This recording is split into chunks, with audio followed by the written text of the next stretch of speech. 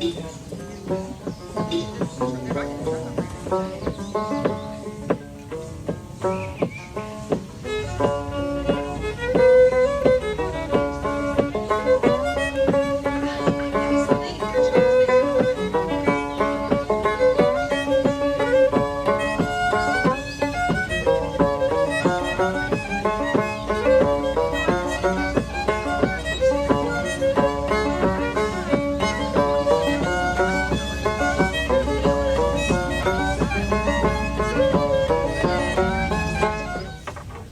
you all for joining us. I reckon it's time we start up. Let's see. Welcome to Batteaux and Banjos, and to the banjo part of it especially. We were expecting to have some batteaux here over the weekend, but you'll have to wait till Monday, but we can sing about them till they come. And so a lot of this music we're going to be playing was, well, all of it was popular music, traditional music in this part of the world, Buckingham County, south and side Virginia, and the James River Basin back in the 1800s. And as you'll notice, all of our instruments are, a lot of this music, it looks and sounds kind of like, you know, if you're familiar with bluegrass, it has the fiddle and banjo, which are key elements of that, but this is way before bluegrass. This is the ancestor of that. And so all our instruments are 19th century original, like this fiddle isn't, all of these fiddles are original early 19th century instruments. And usually they would be strung with gut strings back then. We've had to make some concessions. I used to play with gut strings, but especially outside, dealing with the humidity changes, they are just go wild. You can't, and they're expensive, and I always end up breaking them. And y'all didn't come to hear me break strings; you came to hear me play music. Although maybe after you hear me, you might have rather that I did break a string and end early, but we'll find out. And so these are our period banjos. You'll notice it's very different from a modern banjo. These are open back. Modern ones have a resonator. They're all factory made parts. They have a million brackets around the sides, chrome plated. They've got frets and inlay and mechanical geared tuners and steel strings and synthetic heads, and this has none of that. This is a goat skin head on this one. Gut strings, these are sheep gut. The head is just tacked on there. These are hand forged tacks that I had made by a historical blacksmith friend of mine. And so I make these, so it's proof that, you know, anyone can do that. Anyone can make one of these. So these were the ultimate homemade instrument, and this would be a more fancy instrument from that time period. You notice they have a lot more mellow sound. Fortunately, the humidity isn't that high today, so couldn't ask for better weather in June to be playing banjos. But if it gets real humid and at night with the dew coming down, this head will sink in because it's all, this is that's a calfskin head I put on this one. And this is a style of peg head, they call it a rabbit ear. So it looks kind of like horns, but if you look closely, you'll see it's kind of a rabbit's profile with the cheeks there. And that's kind of my Brer Rabbit banjo. And we'll pick a little bit of that too. And we'll start out with something really old. Maybe Caroline, do you want to play? We'll do Pompey Ran Away maybe. So I'm going to take y'all back. This is way before the 1850s even. The original banjos, or the ancestors of the banjo, came from Africa. And Thomas Jefferson, in his notes on the state of Virginia in 1781, writes of the slaves at Monticello, he says or in Virginia, the instrument proper to them is the banjo, which they brought hither from Africa. And he describes an instrument more or less like this one. It's made from a gourd and has a skin head on it. And he describes an instrument with only 4 strings. This one in particular, I just finished this week, and it's based on an instrument that's depicted in a account from Jamaica from I keep getting the wrong century, 1688. So this goes back to the very early colonial days. And you might have seen instruments like this everywhere that Africans were brought in large numbers to this country from New York to Brazil. So that'll take you back to the earliest days of the banjo. And this one is a bit harder to play than the other ones, the more recent ones. It's like those, it also has gut strings, but it doesn't have, one thing it doesn't have is a European style nut. So most, a guitar, mandolin, those instruments, European lutes of that period, citterns, all had like a nut like that. But this just, like some African instruments, they just tie on a piece of raw hide up there and call that a day. But it does have Western style tuning pegs, which the original seems to have had.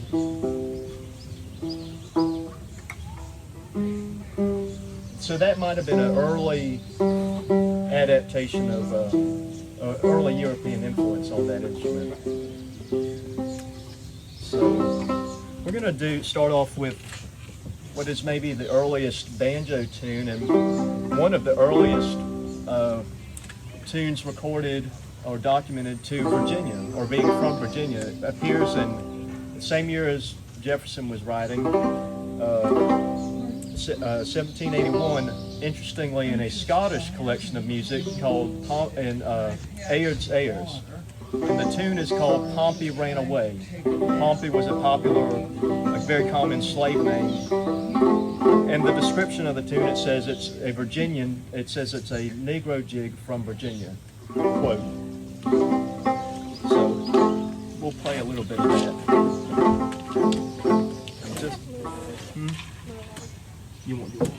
So I'm just getting used to this banjo, so you'll have to bear with me. Hopefully I'll do.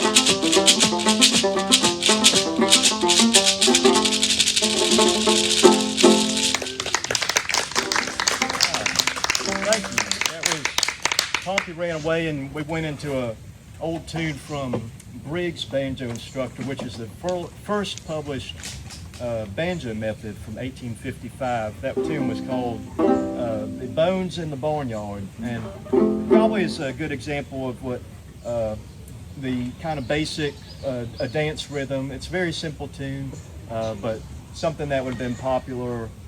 You could have heard just been playing around the cabin door, for a dance. Simple tune that you can elaborate on a bit. So that's the origins of the banjo right there, or at least a little bit of it. We could probably spend the whole, you could spend a long time focusing on the early banjo, but let's see, what would you like to do? Or should I do I want to, let's see. Let's do something. We'll do Old Jim River.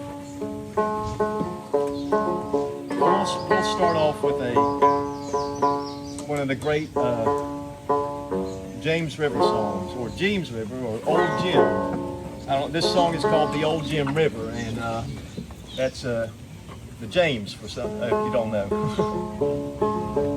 It's said to be composed by Dan Emmett, who later went on to write Dixie, but the tune, like a lot of this, it comes from the minstrel era, but the early minstrel era, actually, a lot of the music was derived from traditional African American and Southern banjo songs. The later stuff was more composed for the stage and further removed from its folk origins, but this may well have been likely was a traditional folk song that may have originated on the James River. There was as you probably know, this was the highway back before, well, it was the railroad before the railroad and the highway before the highway, but the James River was the main thoroughfare and route or access route to the interior, and the Batteau, but prior to the Batteau, so if you were growing tobacco up here in this part of the state or colony at that time, 1775 was the first Batteau, which was just 251 years ago. Last year was the 250th anniversary of the Batteau. First launch actually launched just upriver from here at Amherst, or in Amherst, by the Rucker brothers, and Jefferson was present, actually the same day as the Battle of Lexington and Concord. And but prior to that, if you had a crop of tobacco you wanted to get to market, you'd have to put it in a hogshead, a giant barrel, could weigh 1,000 pounds, and roll it. You'd hitch it up to your ox or your mule, and roll it over the. You got here, you've seen the hills we'd have. Yeah. You'd have to roll it down to town, miles and miles. But the Batteau allowed them to carry the tobacco on a boat, and that made it was pretty risky still, but made it a whole lot easier. And actually, as risky as it was, it tells you how much it was worth and how much you can make off a crop of tobacco. But this is a song about a African American boatman carrying his, or maybe his masters. There were actually free black boat owners, Batteau captains that would be hired out. They would contract to carry tobacco downriver. But a black boatman whose boat gets wrecked, and he swims ashore with his banjo, and but is undeterred, and he puts all his tobacco on a plank and floats downriver. So I'll sing a little bit of that if my voice holds out.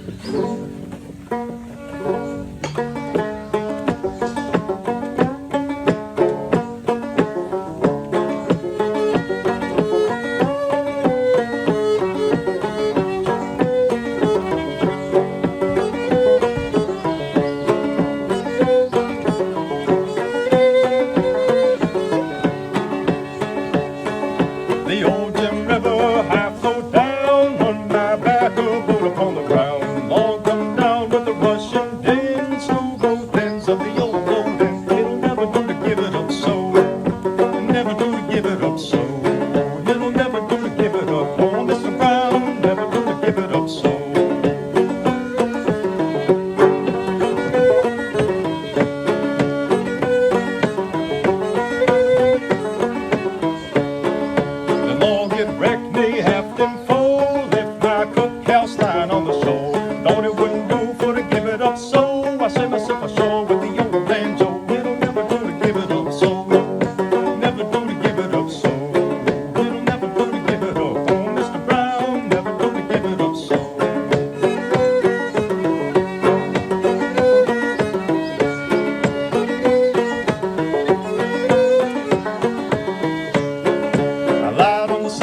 I feel sort of glad. I looked at the banjo, feeling very mad. Walked up the bank just thick as glass. Up with my heels and I fell upon the grass. It'll never do to give it up so.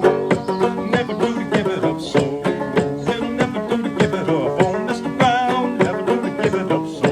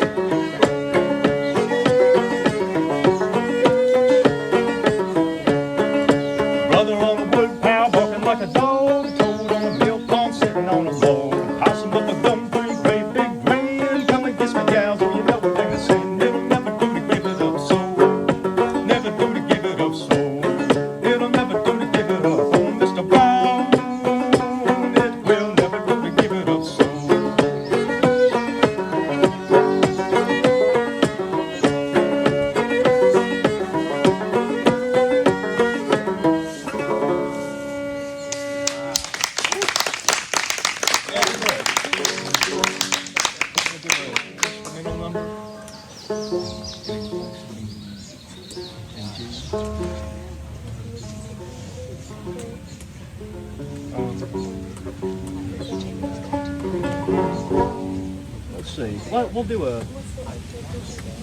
Oh, that's a.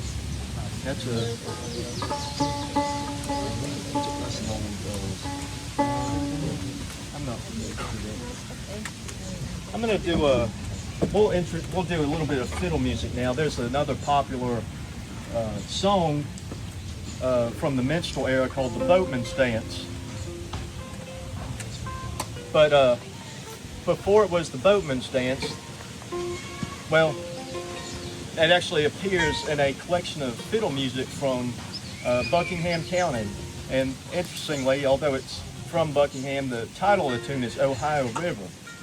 And there was a lot of Virginians moving out to the Ohio River Valley, and so it was, and a lot of back and forth in those days too. So things moved around, but this version of that tune, if I can get in tune, a lot of the old fiddle tunes use unusual tunings. I'm playing them on balance. This version of the tune actually comes from western North Carolina, and they just called it Boatsman. It's from a old fiddler named Marcus Martin.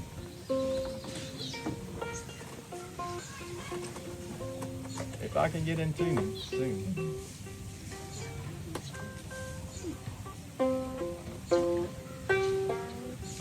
And he just called it Boatsman. And these batteaux were actually the design that originated on the James River, was taken across the Piedmont and upland South on the New River and parts of West Virginia and down even to the Savannah River. They called them Petersburg Boats down in Savannah, or not in Savannah, but on the upper part of the Savannah River at Petersburg, Georgia, which was founded by folks from Petersburg, Virginia. And they brought the Batteau design down there with them and hauled, they kind of tried to establish a little Virginia down there. And they had first started growing tobacco down there, but eventually switched over cotton. And these boats would be up to 70 feet long and about 6 feet wide, and have a draft of about maybe a little over a foot. And that's quite a feat of engineering. Can I ask a question about Yes, sir. Once the boats went down, how did they get them back up? Just manpower. They just had to pole them back upriver. Just pole them? backup? They didn't Yes. oxens or Pardon? horses or oxens? The canal boats, they used mules to pull along they had a tow path, but the bateaus, you just had to use it was just to come back up. just manpower. Yes, sir. I think I'm in tune. So I wonder if this might be closer to what the original Boatsman song was like.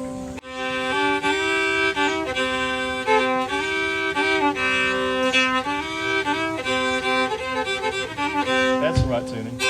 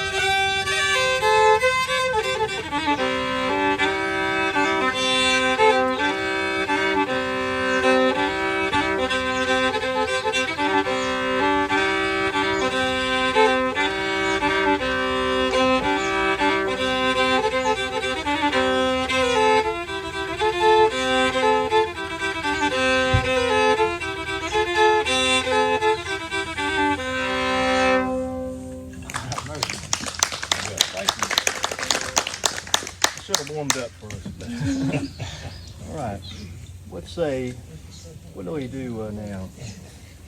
We'll do another banjo tune. I'm going to do the floating scow.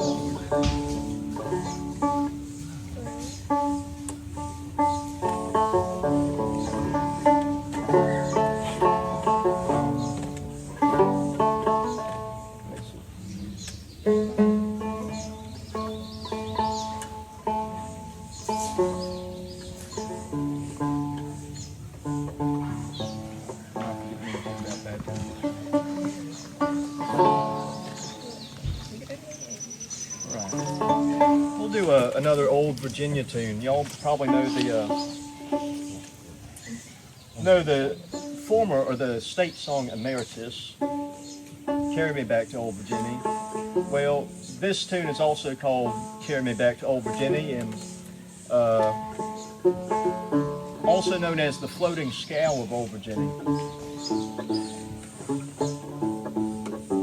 But it predates the former state song. And so the state song I think was composed in 1880s by, I think it was 1880s, but it was composed by a black musician, black banjo player by the name of Bland. But this one goes back earlier, and I think the authorship is uncertain. It may be an old folk tune, but I think it was first published maybe by Christie's Minstrels, but it has the feel of an old folk song. These bugs are getting in my eyes.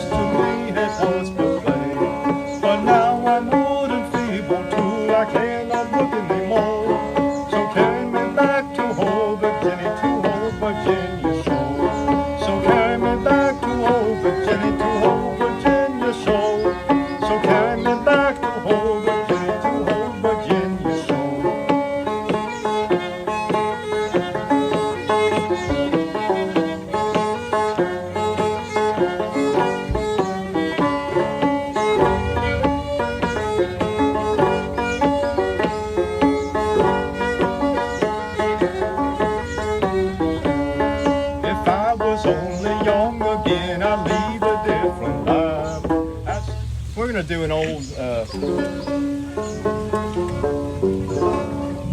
dance tune that was popular everywhere. Really, it was one of the most popular tunes.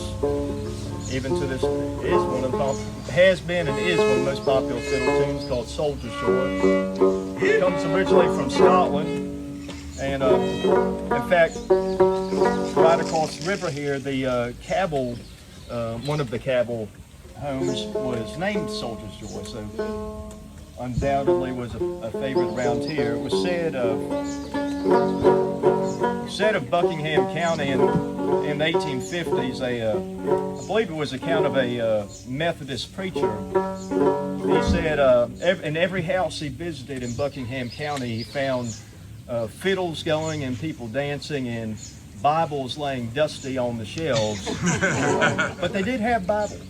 And he said if people in Buckingham had spent as much time praying and reading the Bible as they did dancing and fiddling, that they would have been a bastion of saints. So we're going to do an old dance number that no doubt was popular around here, Soldier's Joy.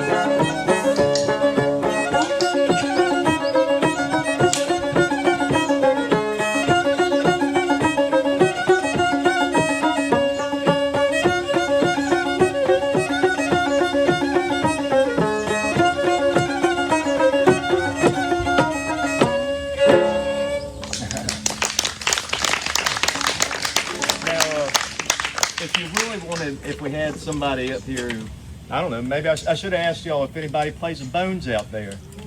Oh, any bones players? No?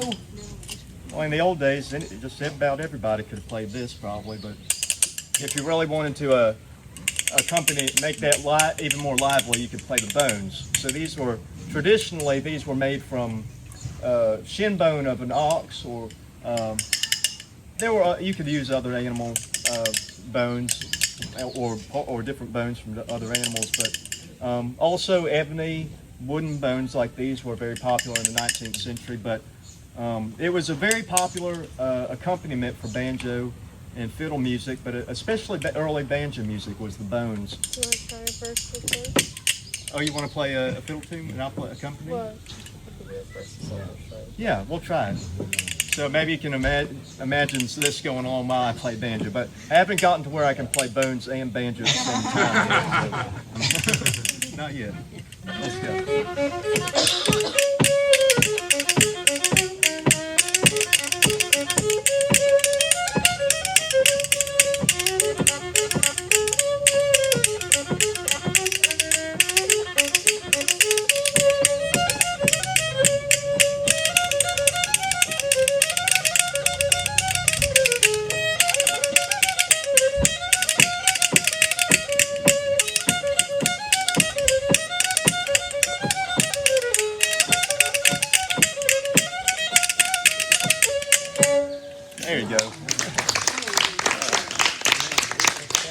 getting up in the morning. Yeah. My old bones.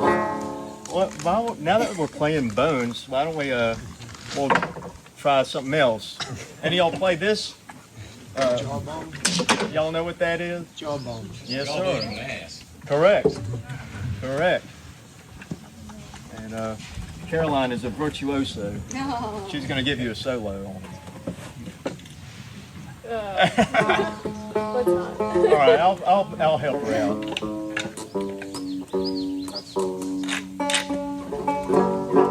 So this was another common instrument back in the old days. We'll do our usual set.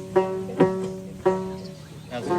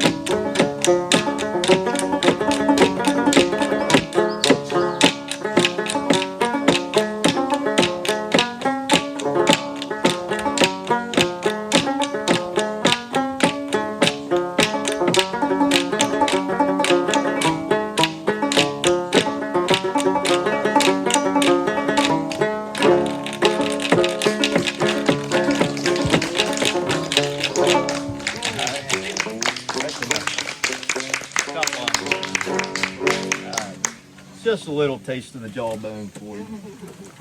We're going to try a fiddle duet. This is one of our favorite tunes from Knauff's collection of Virginia reels.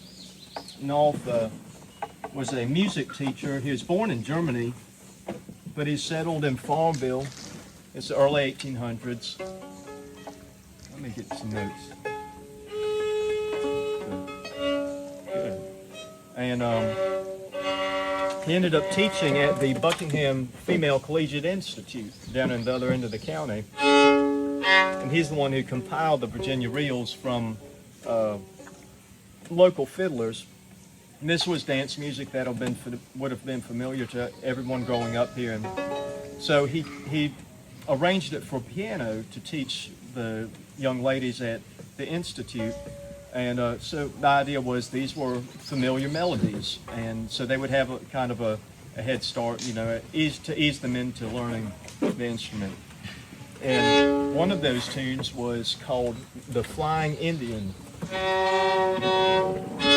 And it's a very interesting tune. I don't know if it's related to any modern old-time or bluegrass tunes. Like there are a lot of Indian tunes. There's Lost Indian. Actually, there's about 4 different versions of Lost Indian. And Indian Whoop, a lot of that. In fact, Indian Whoop also appears in Knauff's collection. But there are tunes around today that they play down in the mountains called Flying Indian, but this isn't any of those. It's its own thing. So we'll try it here.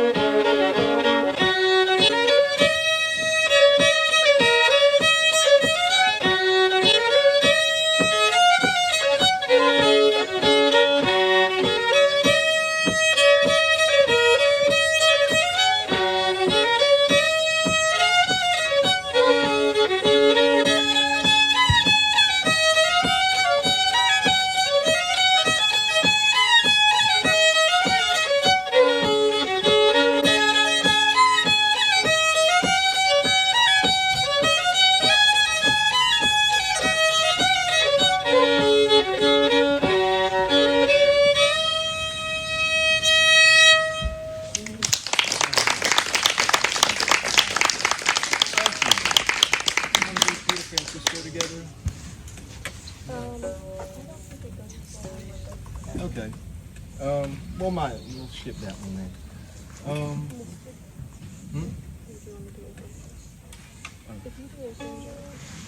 All right, want to do, well, since we're in, I usually fiddle this one, we're going to try it as a banjo and fiddle duet again.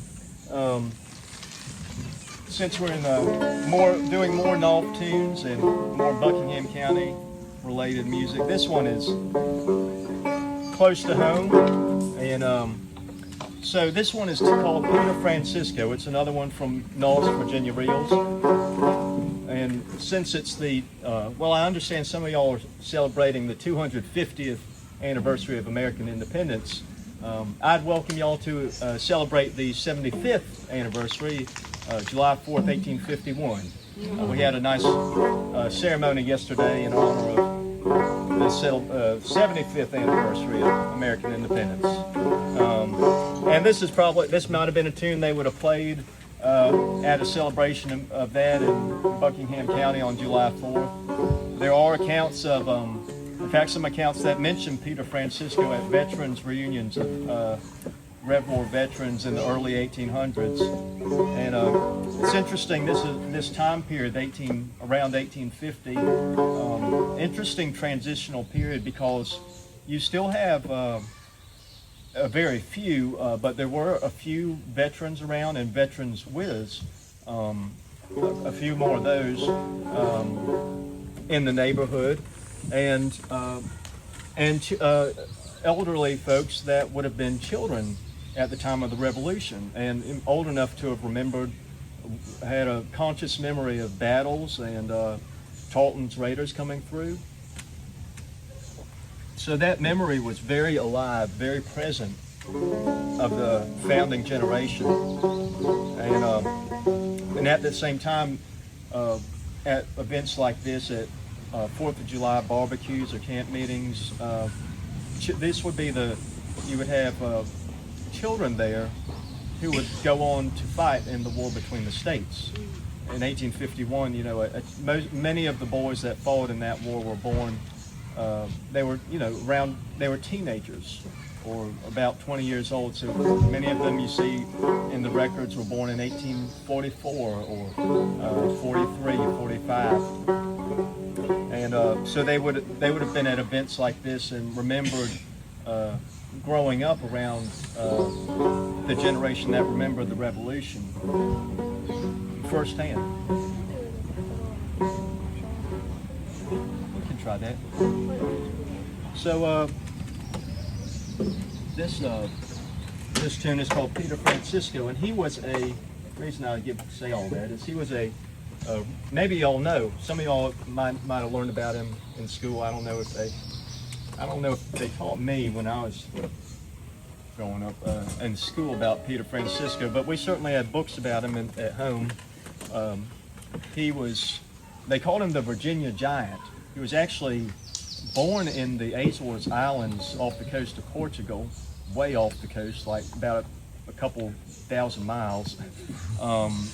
And it was said that he was captured by pirates as a child and dropped off on a wharf down at City Point, down the James River, near Appomattox, and or near Petersburg, where the Appomattox comes in to the James. And he was adopted by a family that lived out here in Buckingham County, and he was a child prodigy. Although he never learned to read and write, he was a magnificent horseman. He was a blacksmith by trade. He was massive in stature, and he was a great fiddler and dancer and leaper of leaps. It was said he was sure to win any contest whether he entered it or not. So, and at the Battle of Camden, so when the war came along, the Revolution, he enlisted, and many exploits attributed to him, but he was most famous. There was even a postage stamp made of him depicting this. At the Battle of Camden, South Carolina, he picked up a cannon on his shoulders and carried it across the battlefield to keep the British from capturing it. And so that's all a little background on him. What he's most famous for, and he's probably least famous for being my sixth great granddaddy. So you can see how the mighty have fallen. But I'll try to not to bring him any more shame to his name, but I'll do my best to play his fiddle tunes here. Peter Francisco.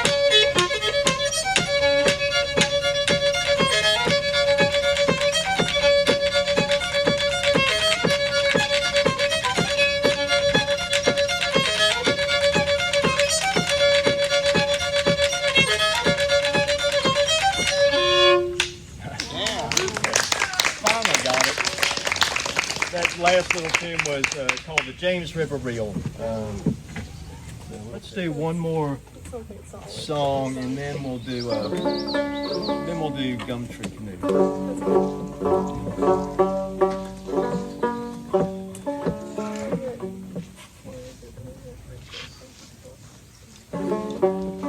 Okay. This is an old one that I don't know if I even mentioned Joel Walker Sweeney. Sweeney, did I mention him? He's the, they call him the father of the five-string banjo. So I talked about this old gourd banjo we have here, or new gourd banjo in old style. Sweeney, he was born in Buckingham County back when it was Buckingham County, and before it was Appomattox County, because it was cut in half in 1845. And now if you go down to Appomattox Courthouse, you will see his grave just a little way, about a half a mile from the historic site. Right by the road there is a little place you can pull off and visit the grave of Joel Walker Sweeney. And he grew up right on that, in that spot is where all that family lived. They were Scots-Irish originally. And they were they were a family of modest means, a farming family like most in the area, but extremely musical. Every member of that family, boys and girls, all played banjo and fiddle and guitar, flute, any concertina, anything. And but they were tobacco farmers like everybody in that area at that time. And so Joel Walker Sweeney, one of these musical prodigies in a family of musicians, when he was young, he was born around 1810, he started learning banjo from the slaves in the area. At that time, it was an instrument almost exclusively played by blacks. But he learned from them on an instrument that would have been very much like that one, a gourd with 4 strings. Well, he got into about he became a master of the instrument. And probably in his 20s or so, he made the decision he had the idea to add a fifth string. A lot of people think the fifth string of the banjo must be this one, the little short one. But we have a lot of evidence to show that the early African American instruments had a short drone string. The string he added was the bass string. And so that expands the harmonic and melodic range of the instrument so it can play more Western styles of music. Makes that nice big rich chord that you hear there. And so he also had the idea to put like a drum style rim on there, which makes it even louder and also makes it a lot easier to hold in your lap. That gourd will slide around very easily. But he was a master of the instrument. And let's see, what were we going to play? Yeah, one tune that said to have been played by him was a song called Gwine over the Mountain. So we'll play a little bit of that. It's a comic song about a man whose horse dies while he's traveling over to Tennessee, and so he calls the tanner to come get the hide. But when the tanner comes, of course, he finds that the man has buried the horse too deep to get to it. So that's a bit of 1800s humor for you. Don't ride them like they used to. This one is great if you have a bones player, but we'll do all right without.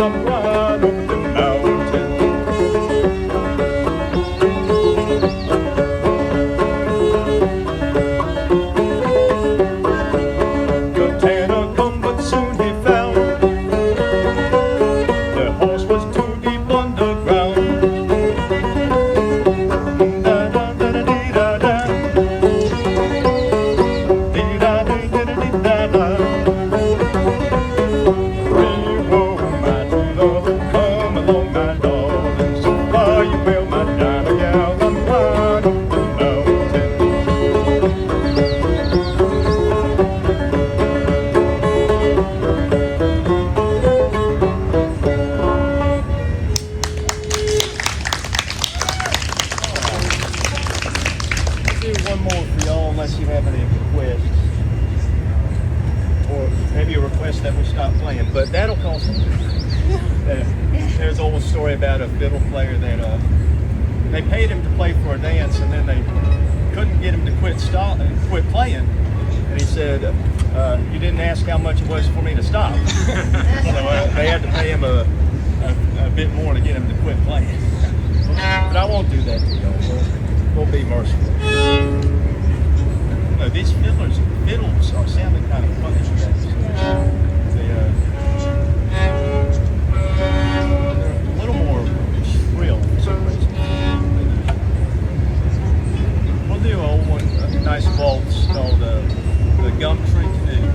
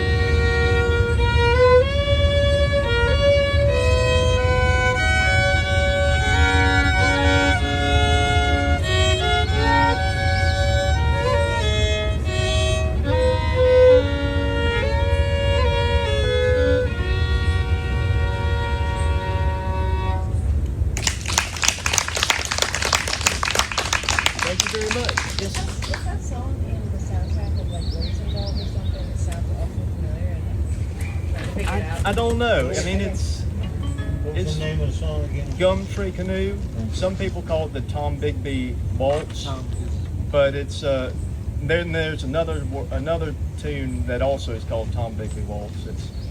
I think it's related, but it's it's an old tune from, I think, published in 1848. Beautiful melody, one of our favorites. Seen it in a movie. We're trying to figure out what it is. Yeah, well, let me know if you think of it. I'd like to know. Well, that's, unless y'all have any requests. Yes, or questions. You said yesterday that Susanna was a folk song from or is it after that? It was written by Stephen Foster. You know, Steve, you know, or Tom, y'all know what date it was published? I believe it was the 1850s. So we could actually do that if you wanted, but it was.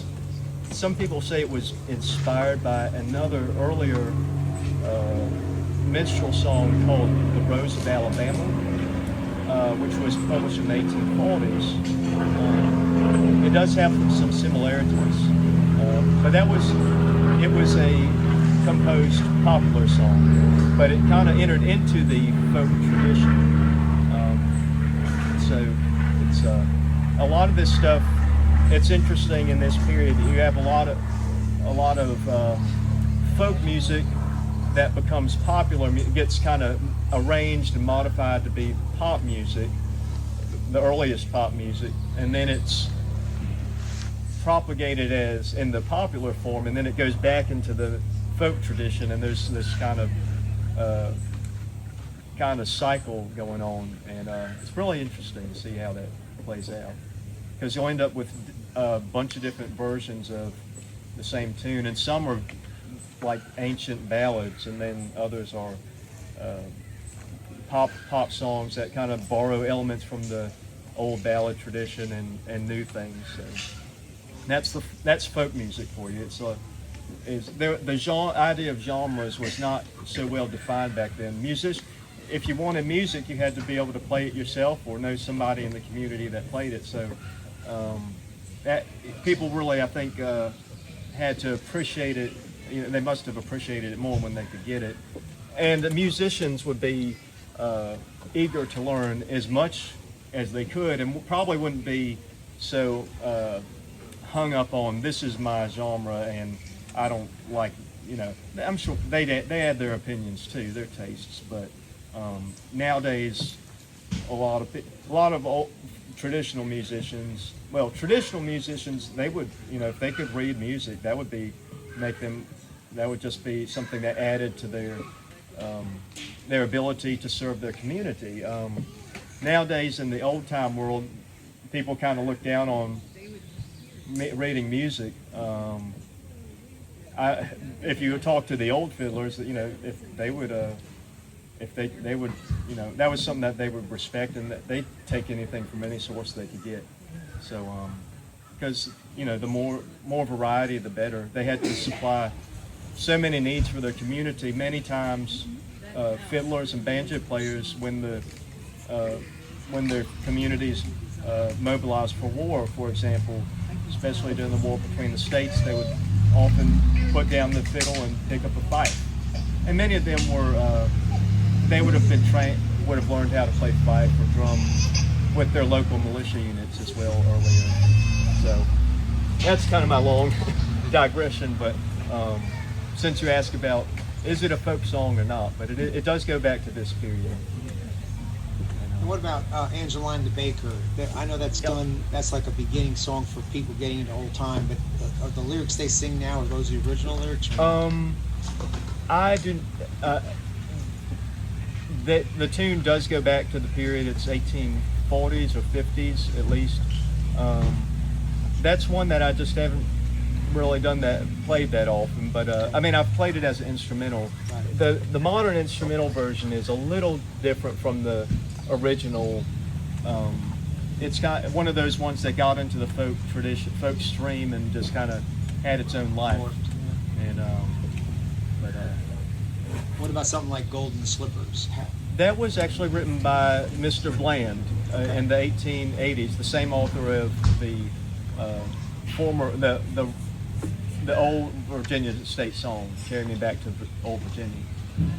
So that's a little bit later. So. Well, we can do one more if you want, but sure. Otherwise, do one more. Right? You want Oh Susanna? Oh Susanna. Yeah. Do something y'all know for a change.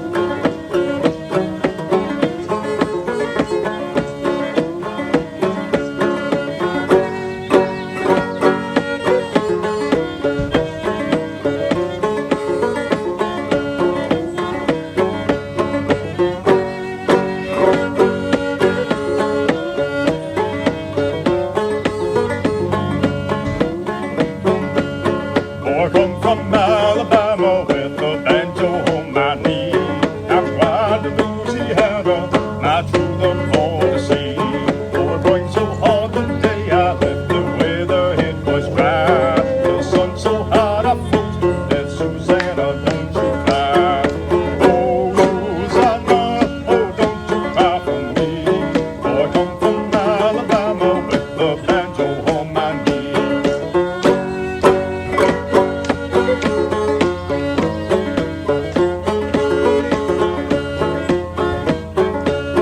Oh, I jumped upon the telegraph to travel down the river.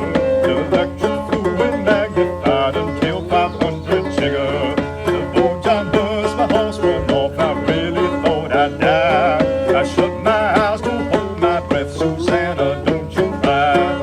Oh, Susanna, oh, don't you cry for me. For I come from Alabama with the banjo on my knee.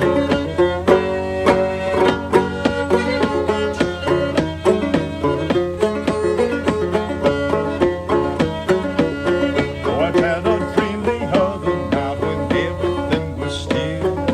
Thought I saw Susanna coming down the hill.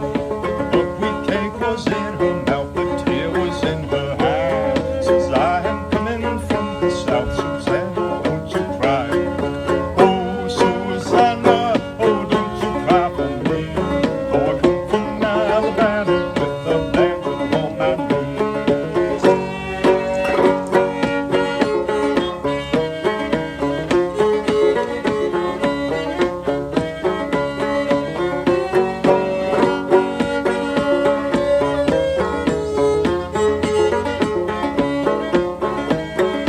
Oh, I'll soon be in New Orleans and have a look around.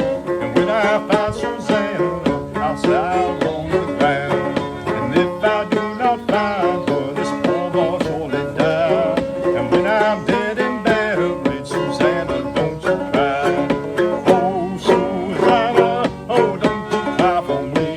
For I come from Alabama with the banjo on my knee. Oh, Susanna, oh, don't you cry for me. For I come from Alabama with the banjo on my knee. Thank you. Well, I think that does it for us, but we're happy to be, we'll be around and happy to answer questions if y'all have any. Thank you. You're very welcome.